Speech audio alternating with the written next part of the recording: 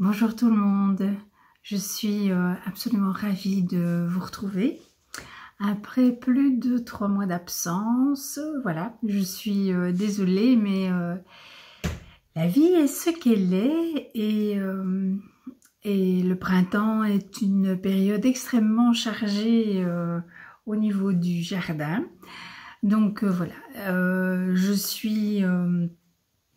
désolée de ne pas avoir pu tourner la vidéo que j'avais promise en février, mais je suis tombée malade et assez sérieusement, très fiévreuse, plus de voix, enfin voilà, c'était juste impossible de filmer une vidéo. Et puis je suis redescendue dans le sud-ouest. J'étais même pas tout à fait guérie, donc voilà. Je n'ai pas eu l'occasion de filmer cette vidéo et une fois là-bas j'ai été prise par le jardin et donc j'ai très peu tricoté, juste un petit peu le soir et donc je n'avais de toute façon pas grand chose à vous montrer.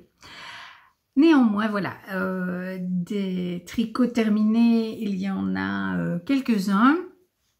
J'ai filmé une petite vidéo dans le sud-ouest parce que certaines choses restaient là-bas et donc c'était plus facile pour moi de filmer là et puis de filmer ici pour vous présenter mes encours. Donc je vais vous laisser avec cette partie de la vidéo et puis je vous retrouve ensuite pour vous parler de mes encours. Voilà, bonne vision, à tout de suite. Donc aujourd'hui, je vais vous montrer uniquement les choses qui restent ici et que je ne pourrai pas vous montrer la semaine prochaine. Alors, la première chose que je vais vous montrer, c'est mon châle Bliss qui était en cours la dernière fois que j'ai tourné une vidéo. Voilà, donc c'est un très long châle avec une bordure en torsade et un point ici, un point de côte très agréable à tricoter. Voilà, il est vraiment très long. Je pense qu'il fait 2,30 m, mais je ne suis plus sûre. Ma fiche Ravelry est à jour et donc je vous envoie, si vous voulez avoir des informations sur le châle et voilà. Donc c'est un patron de By Night Création, Nathalie. Alors ça c'est l'envers de la dorsade, voilà. Il est forcément un peu long à tricoter. Le mien est particulièrement grand parce que en principe il doit se tricoter avec un fil de mohair, un fil de fingering, pardon. Et moi, je l'ai tricoté non pas avec un fil de mohair, mais un fil de brushed alpaca silk. Voilà. Et donc, je l'ai tricoté avec des aiguilles 5 ou 5,5, je ne sais plus. Et donc, il est plus grand que le modèle original. C'est un vrai châle doudou. Je l'ai énormément porté, mais vraiment énormément. Voilà, la fin de l'hiver, tout le printemps. Voilà, dès qu'il fait un peu frisquet ou que je veux mettre ma gorge au chaud, eh bien voilà, je m'en roule dedans.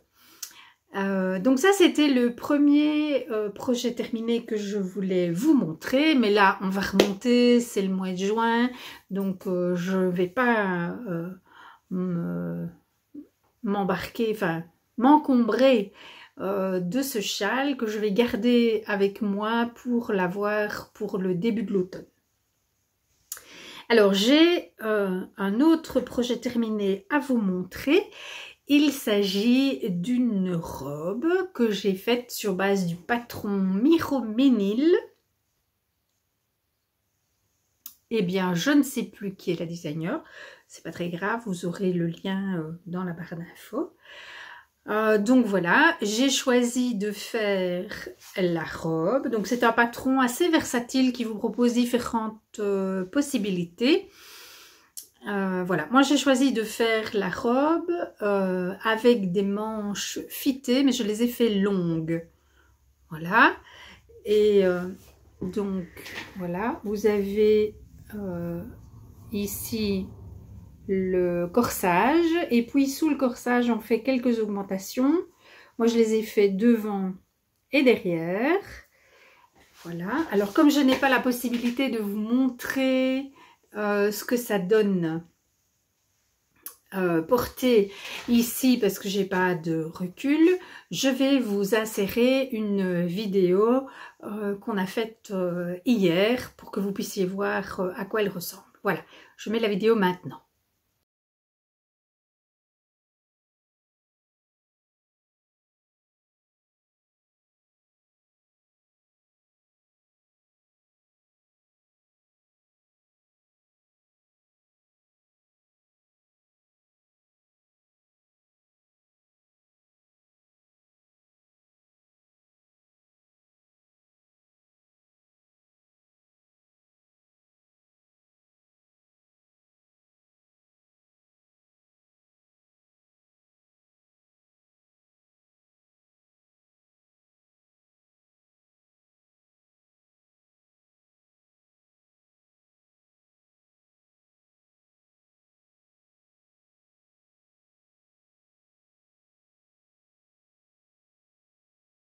Voilà, donc vous avez vu la robe portée.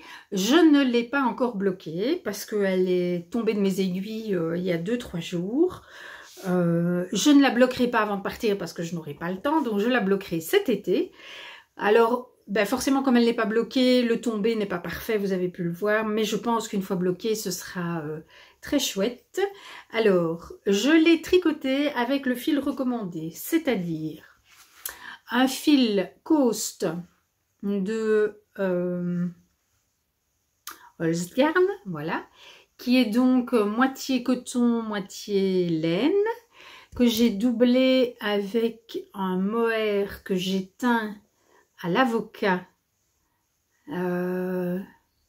cet hiver, et ça a donné, le mélange de ces deux couleurs a donné cette très belle couleur. Enfin, moi personnellement je trouve ça magnifique, j'aime vraiment beaucoup beaucoup. Je ne sais pas si en l'approchant, peut-être en approchant un peu la lumière comme ça, si je le mets comme ça, est-ce qu'on voit mieux le côté chiné? Je ne sais pas. Mais en vrai, c'est un petit peu chiné. Attendez, je remets la lumière, voilà. C'est un petit peu chiné et enfin voilà, moi personnellement, je trouve ça ravissant, j'aime beaucoup. Elle est très agréable à porter, donc je l'ai portée déjà une demi-journée, je pense. Un jour où il faisait froid, parce que pour tout vous dire, on a eu un printemps vraiment pourri, enfin pourri. On a eu 3 jours à 27 degrés et tout le reste du temps, il a fait moins de 20 degrés. Il a beaucoup plu, ça c'est bien pour la terre, mais donc j'ai eu l'occasion de la porter une demi-journée, voilà, et je suis vraiment séduite, voilà. Je l'aime énormément et je pense que je la porterai beaucoup à l'automne prochain, voilà, parce que là j'espère que ce ne sera plus trop le temps de la porter. Bon, vous voyez, je supporte quand même bien mon châle.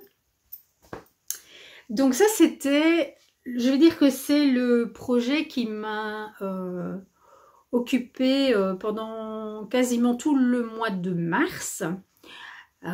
Et donc, après cela, je me suis lancée dans un autre projet grâce à une tricopine qui m'a montré la sienne et ça m'a vraiment donné envie. Donc Malika, merci. C'est la couverture, voilà, c'est la couverture, c'est une couverture et c'est la couverture Malika. Sur le groupe Discord, on est 2 en plus de Malika. Donc elle nous a donné l'envie de nous faire une écharpe, une couverture comme elle. Bon, elle prétend qu'elle n'a rien inventé, je veux bien la croire. Toujours est-il que ben, pour nous, c'est c'est la couverture façon Malika. C'est une Cozy Memory Blanket. Voilà. Oula. J'espère que vous n'avez pas entendu, mon ventre gargouille. C'est une Cozy Memory Blanket. Et donc, moi, j'ai décidé de faire une version lit 2 personnes. Et donc, bah, c'est grand. C'est très grand. Voilà. Voilà. J'ai fait 4.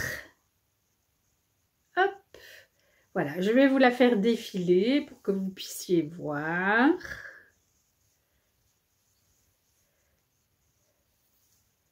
Ce que ça donne. Et voilà. Bon, je dois faire 20 lignes comme celle-là. 20 lignes de 22 carrés. Donc ma couverture fera normalement 20 sur 22. Autant vous dire que je ne la finirai pas cette année. C'est pas du tout... c'est pas l'objectif. Je pense... Là, j'ai 4 carrés. Je pense que j'en referai encore plus que probablement... Pardon, 4 carrés, 4 lignes. Je pense que je ferai 4 autres lignes l'hiver prochain. Et comme ça, petit à petit, un petit peu chaque année. Voilà. Alors, je la fais... voilà, donc c'est déjà une jolie pièce. Ça tient très chaud, donc forcément, c'est pas le genre de choses que je vais tricoter à cette saison-ci, puisque voilà, hein, donc l'idée c'est, on relève, je vais vous montrer à l'endroit, on relève des mailles ici et là, on tricote les premiers rangs en blanc, et puis on passe à l'autre couleur. Mais donc ça veut dire que vous tricotez chaque carré accroché à la couverture, donc vous avez la couverture sur les genoux. C'est un tricot idéal en plein hiver, mais quand il commence à faire chaud, ce n'est plus possible. Donc voilà, je la tricote en or de drops. Donc, et en même temps, j'écoule des restes. Alors, que je vous explique. Je fais, donc, je la tricote en or tenue en double. Donc, je fais une rangée où c'est que de la nord tenue en double. Et puis, la rangée suivante, je mélange avec des restes de couleurs que j'ai choisis en fonction des couleurs de base. Voilà. Voilà, voilà. Alors, certaines couleurs se répètent plus que d'autres. Parce que je ne pouvais pas les mettre toutes 2 fois parce que ça m'aurait fait une couverture beaucoup trop grande. Certaines couleurs comme celle-ci, voilà, c'est une sorte de couleur rouge. Oui, ça passe pas très bien à la caméra. Il est plus violet que ça. Là, il a l'air bordeaux, mais en réalité, il est plus violet que ça. Ben voilà, cette couleur est discontinuée par Drops. Donc je ne pourrais sans doute pas aller au bout de ma couverture avec ce que j'ai en stock. J'ai une amie qui va m'en refiler une pelote qu'elle a retrouvée. Donc voilà. Et puis sinon, j'improviserai. Je trouverai bien un fil qui pourra correspondre. Donc voilà, un encours qui va bien sûr rester ici parce que je ne vais pas le remonter pour le mois de juin. Ça ne vaut pas la peine. Et je vais pas vous parler de mes encours maintenant parce que je vous en parlerai la semaine prochaine, je vous les montrerai, etc. Ce sera plus facile pour moi. Par contre, je vais vous parler de teinture maintenant. Avant de vous parler de teinture, j'ai oublié, je voudrais vous montrer un encours qui a un petit peu progressé et qui ne va pas remonter, donc que je ne pourrai pas vous montrer la semaine prochaine. C'est mon Penguono. Voilà, donc le Penguono, ça c'est un côté. Voilà. Et ça... c'est l'autre côté. Voilà, voilà. Donc lui, je le fais avec des restes, exclusivement des restes, sauf cette couleur-là. Ça, c'est une pelote que j'ai achetée exprès parce que j'avais envie de tester cette laine et que je me disais que c'était l'occasion. Mais sinon, pour le reste, c'est tout des restes et même des restes d'acrylique, de fantaisie que j'ai en stock depuis 20 ans. Voilà. Et donc, j'écoule. Et donc là, c'est un côté, je commence le devant là. Un côté qui sera dans les tons roses et de ce côté-ci, je pense faire dans les tons jaunes. Voilà, mais bon. Ça peut encore changer, voilà. C'est extrêmement ludique à faire. Je regrette de ne pas m'y être mise plus tôt. Je pense que j'en ferai d'autres parce que c'est vraiment amusant. Dès l'instant où on a assez de restes pour en faire un, ben voilà, il faut le faire. Enfin, pourquoi pas. Donc voilà, donc ça c'est mon Bengono qui va rester ici parce que je ne le tricoterai pas dans les semaines à venir, puisque je vais me concentrer quand même sur mes tricots d'été, mais je vous parlerai de ça la semaine prochaine. Côté teinture, alors côté teinture, il y a deux choses dont je voulais vous parler. La première chose, c'est que je me suis refait des teintures mères avec mes colorants Greener Shade. Donc, je prends les colorants, je les dilue dans l'eau, je mets ça dans des bouteilles et puis je fais mes teintures au départ des teintures mères. Je trouve que c'est beaucoup plus facile à manipuler que les poudres à chaque fois. Quand je fais les teintures mères, ben forcément j'utilise du matériel, des petites cuillères, des petits godets, la cruche dans laquelle je fais le mélange, enfin voilà, donc il y a du matériel qui est utilisé. Alors les colorants Greener Shade sont des colorants qui n'ont pas d'impact sur l'environnement à condition de les utiliser correctement, donc de ne pas rejeter du colorant dans la nature. Donc forcément, quand vous avez fini une teinture mère, vous avez des ustensiles qui sont colorés. Donc je relave soigneusement mes ustensiles et je garde l'eau colorée que ça génère dans des grands seaux de bain d'épuisement. Enfin, que j'appelle bain d'épuisement, c'est-à-dire que ce sont des restes de teinture. Quand je fais une teinture, si l'eau est encore un petit peu colorée, je mets dans le seau de bain d'épuisement. Et puis au bout d'un temps, eh bien, j'utilise ces bains d'épuisement avec de la laine pour nettoyer l'eau afin de pouvoir la rejeter dans les égouts, voilà, ou dans la nature. Donc là, ben, je fais les 9 couleurs de Greener Shade puisque je me refais 9 bouteilles de teinture mère. Donc j'ai fait deux seaux dans lesquels j'ai récolté les eaux. Un seau pour mettre les bleus et les verts et un seau pour mettre les jaunes, rouges, oranges, violets, etc.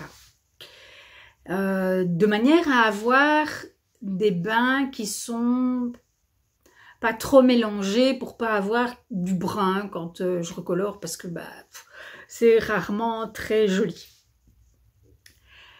Après avoir fait ça, je me suis rendu compte quand même que mes os étaient assez chargés en couleurs, particulièrement les tons bleus.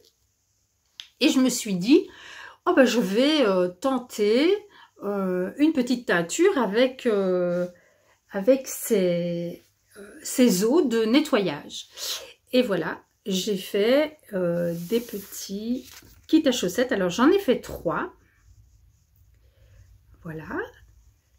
Alors, donc, vous avez, oups, il y a un 50 grammes et un 20 grammes. En principe, il y a de quoi faire une paire de chaussettes pour à peu près tout le monde. J'enlève mon châle parce que, voilà, là tout d'un coup, petite bouffée de chaleur, voilà. Alors, je vous montre d'abord le premier, le 50 grammes. Je le déplie pour que vous puissiez voir et je vais le tenir comme ça. Voilà. Donc, on a du bleu et de l'orange. Et puis alors, bah, voilà, je me suis amusée à mettre un peu des speckles là où la teinture était un petit peu moins présente. Voilà, là, il y a quelques jolis speckles aussi. Voilà. Donc, ça, c'est avec une partie, donc j'ai utilisé une partie comme ça, une partie de mon mélange de bleu et une partie de mon mélange dans les tons jaune et orange et rouge. Voilà, comme ça, hop, hop, hop.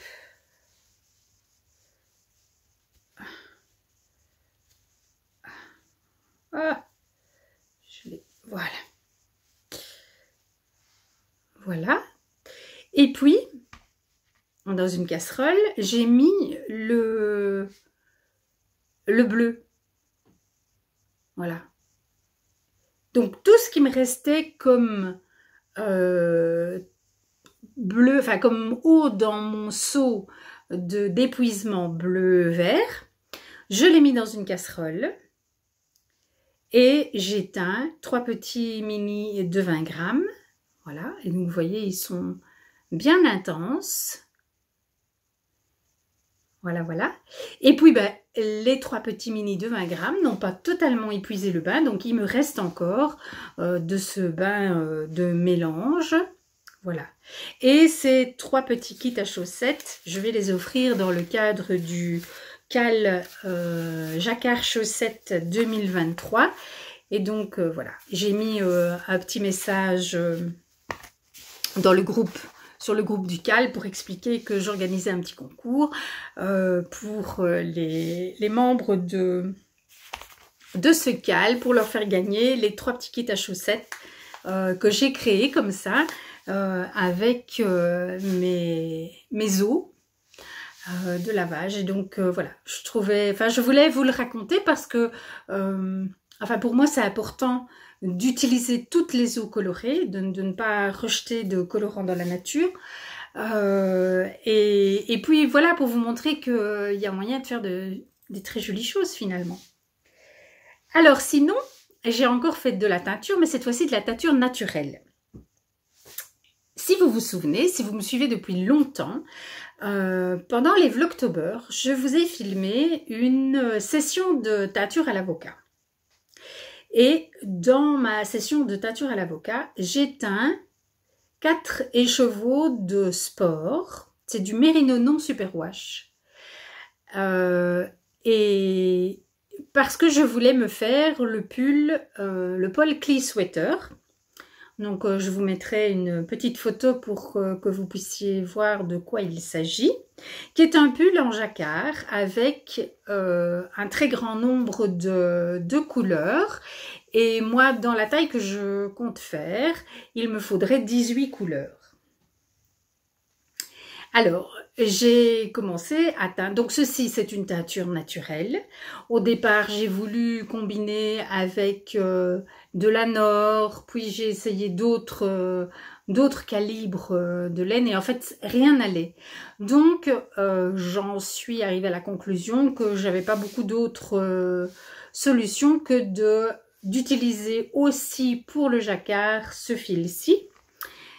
Et après avoir mis cette couleur à côté de beaucoup d'autres, je me suis rendu compte qu'en fait, comme c'est une teinture naturelle, elle a un spectre coloré particulier qui ne se mélange pas heureusement avec les teintures chimiques. Et donc, je me suis dit que si je voulais quelque chose d'harmonieux, il fallait que je reste dans les teintures naturelles. Alors, je me suis dit, bon, ben ok, au boulot. Donc, j'ai fractionné 2 écheveaux pour faire des échevettes de 20 grammes. Et j'ai récolté des fleurs de genêt, parce que le genêt est en fleurs pour le moment. Et j'ai fait une première couleur qui est un jaune clair. Alors, j'avoue, rien que comme ça, c'est spécial, mais c'est pas vilain. Et puis, j'ai retrouvé dans mes armoires une teinture naturelle, enfin, un sachet de colorant Coréopsis, avec laquelle j'ai fait 3 bains. Donc voilà le premier, un très bel orange. Alors il est un peu moins orange quand même que ce que vous voyez là. Et puis un deuxième. Et puis un troisième. Voilà. Donc, et voilà le jaune. Vous voyez, il est quand même très différent, le jaune du genêt. Voilà. Et puis j'ai retrouvé aussi un sachet de teinture naturelle que j'avais reçu dans le cadre des vœux laineux en 2021 de la part de Vanessa. Et il était écrit teinture naturelle, mélange personnel. Je pense quelque chose comme ça. Et je me souviens que je lui avais demandé ce que c'était et elle m'avait dit je n'en sais plus rien. Bon, donc... je ne peux pas vous dire de quoi il s'agit, mais c'est très beau. Et c'est bien dommage, du coup, de ne pas savoir de quoi il s'agit. Voilà le premier bain. Voilà le deuxième. Je vais essayer de ne pas tout faire tomber. Voilà. Donc ça, c'est le premier. Ça, c'est le deuxième. Voilà.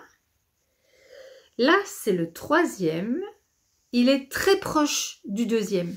Et du coup, je me suis dit, si je veux avoir un ton qui soit vraiment plus clair, il faut que je mette plus de 20 grammes dans mon bain de teinture. Et donc, dans le bain suivant, j'ai mis 50 grammes de Super Soft. Voilà, je vais faire un écheveau. J'ai un gros cône de Super Soft de Holzgarn naturel. J'en ai fait un écheveau de 50 grammes que j'ai mis en même temps que mon 20 grammes. Voilà, et là, on voit bien qu'il est beaucoup plus clair. Voilà, alors, oups. Je vais essayer, bon, je vais refaire celui-là. Voilà. Donc, je vais essayer de vous montrer maintenant toutes les couleurs que j'ai déjà. Donc là, j'en ai 4. Et 4, ça fait 8. Voilà. Voilà ce que ça donne. Et il m'en faudra encore 10, moins une parce que je vais utiliser les crus, plus que probablement. Voilà. Donc, je vais continuer cet été à faire mes teintures. Et une fois que je serai prête, eh bien, j'envisagerai de commencer le Polka Sweater. Voilà, je voulais vous partager cette petite expérience de teinture parce qu'elle est très enthousiasmante. C'est toujours pour moi terriblement enthousiasmant de faire de la teinture. D'ailleurs, je me suis lancée cet hiver à faire de l'aquarelle. Eh bien, j'ai le même plaisir à mélanger les couleurs. J'ai fait des dizaines et des dizaines de... Comment est-ce que ça s'appelle ? De nuanciers à l'aquarelle. Voilà, et j'ai pris beaucoup de plaisir. Donc voilà, la couleur, c'est vraiment très enthousiasmant. Alors, je voulais aussi vous partager une dernière petite chose. Mon rouet est resté en Belgique, mais je suis allée à un petit salon laineux ici, pas très loin, il y a quelques semaines. Et donc, j'ai vu des fileuses et ça m'a quand même donné drôlement envie de filer. Et de retour à la maison, j'ai trouvé sur YouTube un tuto pour fabriquer un fuseau turc soi-même. Et donc, j'ai demandé à mon mari de me fabriquer un fuseau. Il l'a fait avec des petites branches de saule. Et avec ce fuseau, eh bien, j'ai filé toute cette laine. Et là, je suis en train de faire le retors. Enfin, il faudrait que je fasse le retors. C'est juste que, en fait, je dois tenir la pelote dans ma main et comme vous pouvez le voir, la pelote est un petit peu grosse. Et donc, je n'ai pas encore trouvé le truc. Mais voilà, je voulais vous parler de ce petit fuseau turc fait maison. Mais c'est d'une simplicité déconcertante. Je vous mettrai le lien en barre d'infos de la vidéo qui explique comment faire ce petit fuseau turc. Voilà, s'il y en a parmi vous qui ont envie de tester le filage, il fonctionne très bien et ça coûte rien du tout. Voilà, moi j'ai mis des élastiques de couleurs différentes pour m'aider à bobiner. Voilà, mais tout est expliqué dans la vidéo sur comment bobiner le fil une fois qu'il a été filé, etc. Donc voilà, je ne vais pas refaire l'histoire, mieux vaut que vous alliez voir cette vidéo si ça vous intéresse. Bon, ben voilà, j'ai fait le tour de ce que je voulais vous dire concernant les choses qui restent ici. On se retrouve dans la suite de la vidéo pour parler des encours. À tout de suite.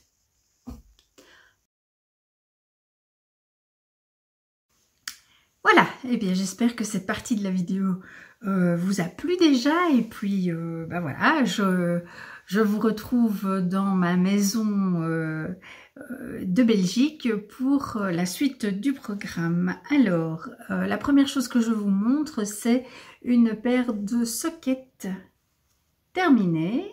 Voilà. Alors, c'est une paire de sockets inspirée du patron de Lysandre Hourdin Élastomère. Mais je n'ai pas fait le talon, le gousset et le talon renforcé comme dans son patron, parce que depuis que j'ai découvert le Fish Lips Kiss Heel, eh bien je suis devenue une adepte.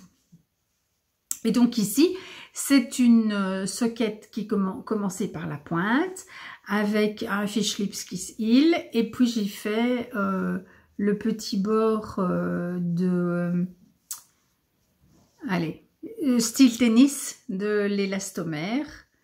Voilà, voilà.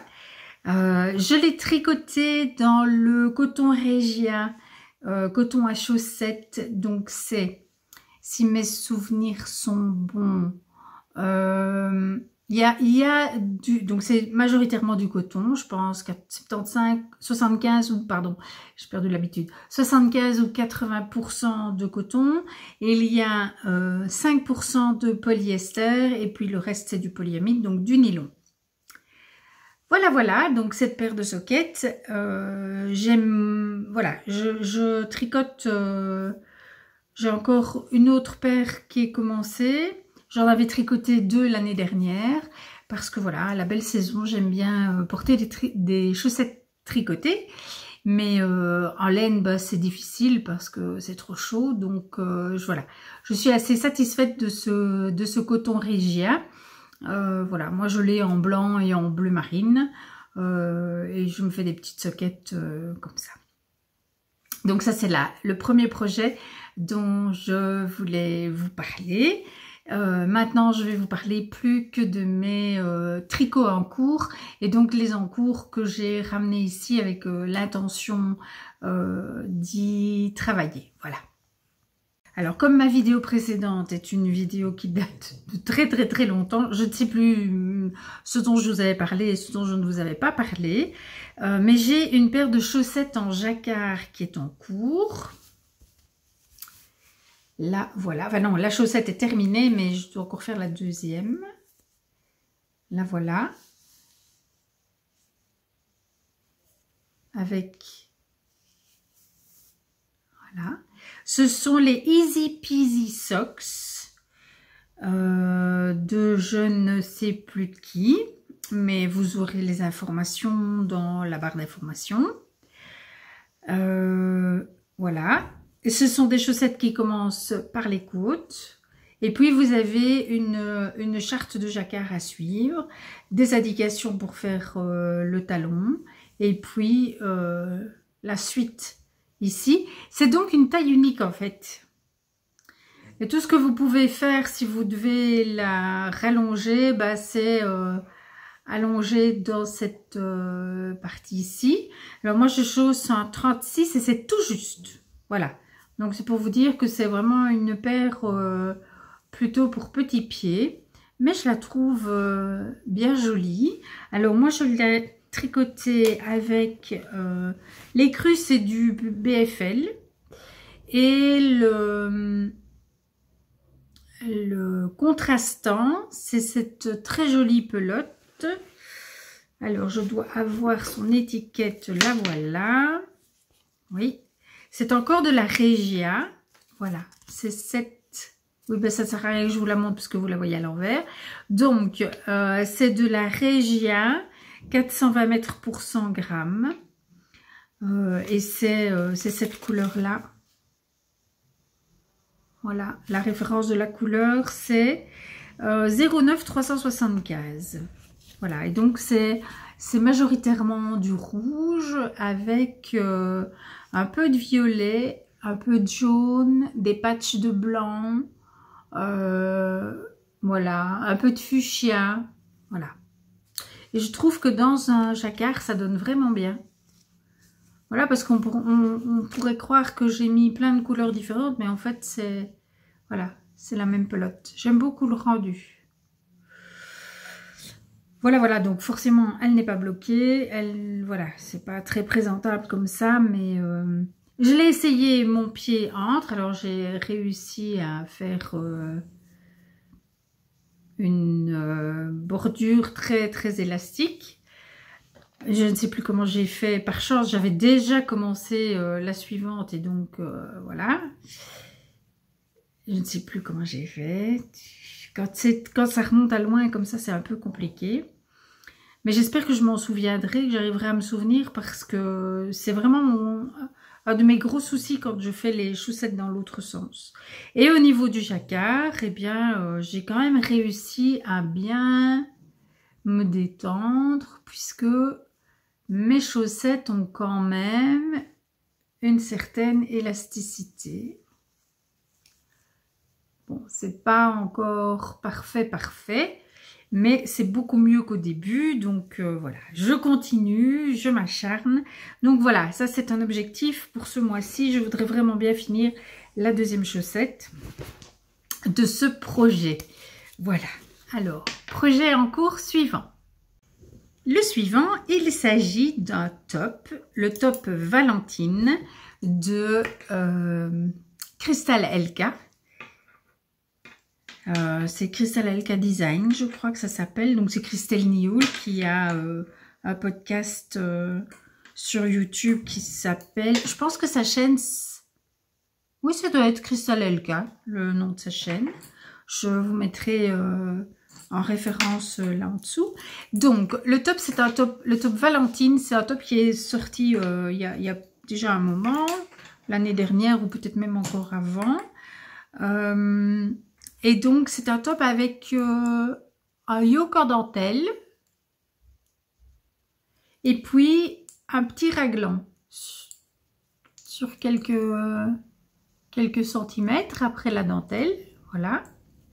Bon, alors, évidemment, je ne vais pas pouvoir vous montrer grand-chose. Je viens tout juste de séparer le corps et les manches. Voilà. Et j'ai pris quand même mon échantillon. Je le tricote en Cupro, 100% Cupro. C'est donc une fibre de type viscose, un peu comme le Tencel. Et donc c'est du 100% Cupro, donc il n'y a pas du tout de laine dans mon fil, parce que moi, je peux absolument pas porter de la laine l'été, j'ai beaucoup trop chaud, même quand il y a 50% de coton avec, ou de quoi que ce soit d'autre, c'est trop. Donc j'ai cherché une fibre d'été, mais qui n'ait pas la lourdeur du coton. Et alors j'ai trouvé ceci. Alors bon, ben voilà, l'échantillon est depuis un moment dans le fond de mon sac et donc vous pouvez voir que ça se froisse. Mais ce que j'aime particulièrement, c'est que c'est extrêmement souple. Donc ça veut dire que le drapé est... est très sympa. C'est très léger comparé au coton. C'est un fil qui semble très fin, donc il y a 420 mètres au 100 grammes. Si on le... Voilà. Si je le compare avec un fil de laine, il est plus fin. Et ici, j'ai fait un échantillon de 75, non, 3, 3,25, 3,50. Et pour mon top, j'ai choisi le 3,25. Voilà. Alors, il y a une certaine transparence, mais bon. Moi, personnellement, ça ne me dérange pas. Voilà. L'été, j'ai besoin de porter des choses qui sont légères. Alors, comme le coton, c'est un fil qui n'a aucune élasticité. Hein. Voilà, il y a pas d'élasticité du tout. Mais je le trouve plutôt agréable à tricoter. Voilà. Beaucoup plus agréable que du lin, par exemple, parce que j'ai déjà tricoté du lin et je trouve que le lin... Alors, c'est peut-être aussi une question de calibre. Celui-ci étant très fin, peut-être que ça rend la chose plus agréable. Je pense que la définition du point sera pas mal. C'est assez difficile à vous montrer. Là. Hop. La dentelle est très jolie, hein. Voilà, donc ça c'est en cours et je vais beaucoup travailler dessus ces jours-ci parce que j'ai un peu hâte de pouvoir le porter. Donc voilà, c'est mon gros projet du moment, on va dire. Est-ce que j'ai encore quelque chose à vous montrer? Je ne suis pas sûre, mais je regarde et je reviens. J'ai encore un petit projet à vous montrer. Ça c'est un peu un projet que je traîne. Donc il faudrait que je m'y mette. Ce sont les mitaines pour mon fils. Je ne sais pas si je vous les avais déjà montrées. Ouh, je chasse une maille. Je vous mettrai la référence du patron sous la vidéo parce que évidemment j'ai oublié. C'est un patron de gants. C'est un patron de gants, mais évidemment moi je vais seulement faire des demi-doigts. Voilà. Donc là je suis, je pense, à la fin ou pas loin d'être à la fin du gousset du pouce, voilà. Et donc,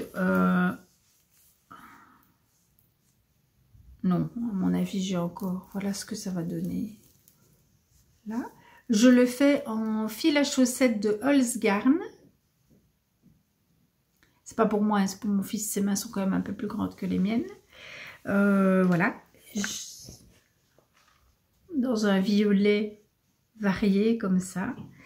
J'ai aussi un violet uni au cas où je n'aurais pas assez de fil. Je suis encore en train de perdre des mailles. Ce n'est pas du tout une bonne idée. Oh là là.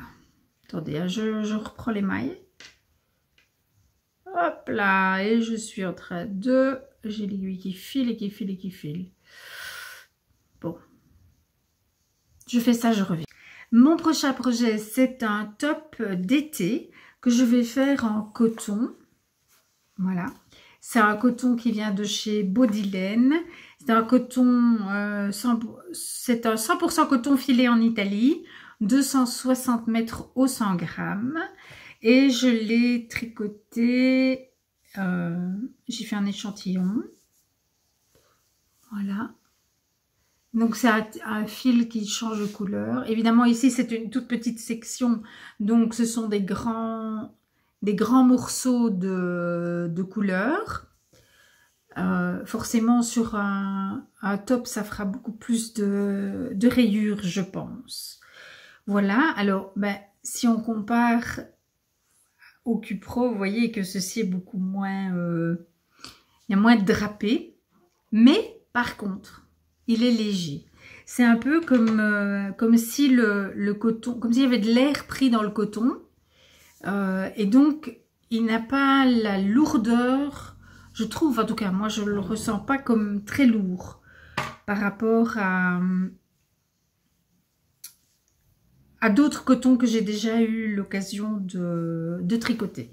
Donc voilà, j'ai fait un bel échantillon pour pouvoir choisir la taille d'aiguille, et honnêtement, que ça soit la plus grande aiguille ici, donc il y a une certaine transparence évidemment, ou la plus petite ici, qui rend le tricot beaucoup plus opaque, la définition du point, le point est très beau, quoi, c'est ça que je veux dire.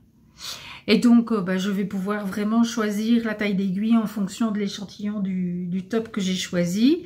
Alors le top que j'ai choisi, c'est encore un peu en réflexion, mais je pense que voilà, je ne dis encore rien parce que j'hésite encore entre plusieurs modèles, et donc bon ben voilà, je ne veux pas dire de bêtises, mais voilà, ce sera le suivant sur mes aiguilles. Une fois que j'aurai terminé le Valentine, je monterai celui-ci, et ça me fera 2 tops pour l'été, ce qui me paraît plutôt pas mal. Voilà.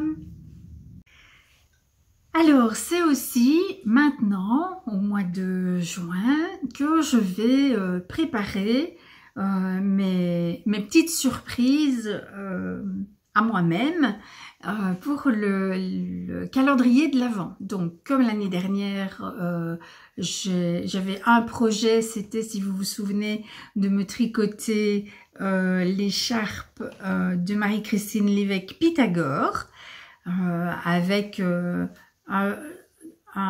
une section à tricoter tous les jours. Et donc dans le vlogmas, eh bien, je vous avais montré ma progression.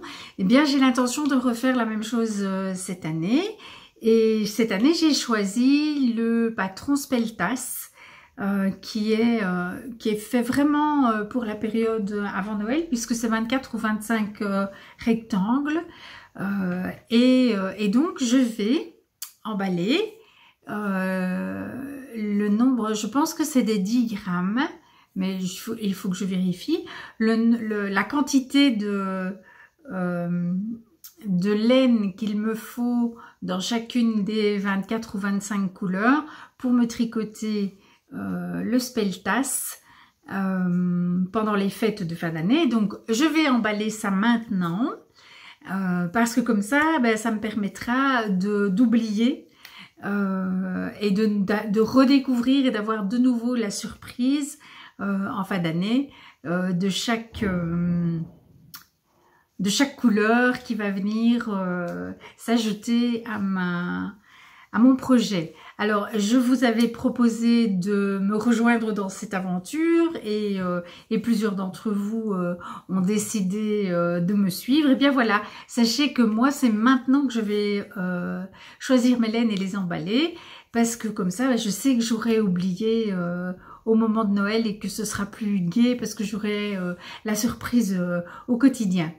Donc voilà. Et autre projet cette année, en plus de me faire le Speltas, je me ferai une paire de Scrappy Socks avec tous des restes de laine. Et donc je vais aussi emballer mes grammes. Alors il faut savoir que il vous faut à peu près 3 grammes maximum par couleur, pour faire donc pour des petits pelotons d'un gramme et demi, voilà, 1,5 gramme, 2 fois 1,5 gramme, 24 fois, pour arriver à avoir environ 70 grammes pour faire une paire de chaussettes. Voilà. Donc il faut vraiment que des tout petits restes, et donc les petits restes de laine à chaussettes, on ne les jette pas, on les stocke. Voilà. Et on se fait des chaussettes de reste bien sympathiques. Et voilà, moi je ferai ça aussi pendant la période de l'Avent. Et si vous voulez faire pareil, eh bien n'hésitez pas. Je sais que sur le groupe Discord, donc pour ceux qui arriveraient ici et ne le sauraient pas, j'ai créé un groupe Discord afin de pouvoir afin que nous puissions avoir des échanges et que vous puissiez aussi me montrer ce que vous tricotez, qu'on puisse partager de manière d'égal à égal, je vais dire. Voilà, donc Discord c'est un forum, voilà, c'est un principe de forum, donc c'est pas un réseau social, ce n'est pas l'application qui décide ce que vous voyez ou ce que vous ne voyez pas. Ce sont des salons sur des thématiques différentes et puis bah, si vous êtes intéressé par le jardin, bah, vous pouvez aller voir nos discussions sur les jardins, mais si le jardin ne vous intéresse pas du tout, bah, voilà, vous n'allez jamais sur le salon de jardin et il n'y a pas de souci. Donc voilà, et donc sur Discord, eh bien, il y a un bon petit nombre de participantes. Et voilà, et je sais qu'on va aussi faire des échanges. Voilà, donc si tout ça vous intéresse, vous m'envoyez un email via mon blog et ou m'envoyez un message sur Instagram si vous avez Instagram, un message privé. Et à ce moment-là, je vous explique comment ça fonctionne et vous pouvez nous rejoindre sur Discord. Voilà. Donc, c'est le moment de faire les petits emballages pour la fin de l'année, afin d'avoir le temps de tout oublier. Voilà. Qu'est-ce que je pourrais encore dire? Je crois que pour l'essentiel, c'est tout. Vous avez vu mes teintures et je vous ai parlé des projets associés, des projets qui vont avec. Donc, voilà. J'espère vous retrouver mi-juillet peut-être, voilà, on va essayer. Et puis voilà, j'aurai plus que probablement des tricots terminés. Et puis bah, si celles qui me suivent, non parce que c'est pas une question de se suivre, c'est une question de partager. Donc celles qui sont sur Discord, eh bien on pourra discuter de nos projets de fin d'année et de comment on organise les échanges. Voilà. Et puis pour tout le monde, eh bien je vous souhaite des belles heures de tricot. Profitez bien du soleil aussi, hein, parce que il fait très très beau. Moi ici, je suis loin de mon jardin pour 5 semaines. Donc, eh bien, voilà.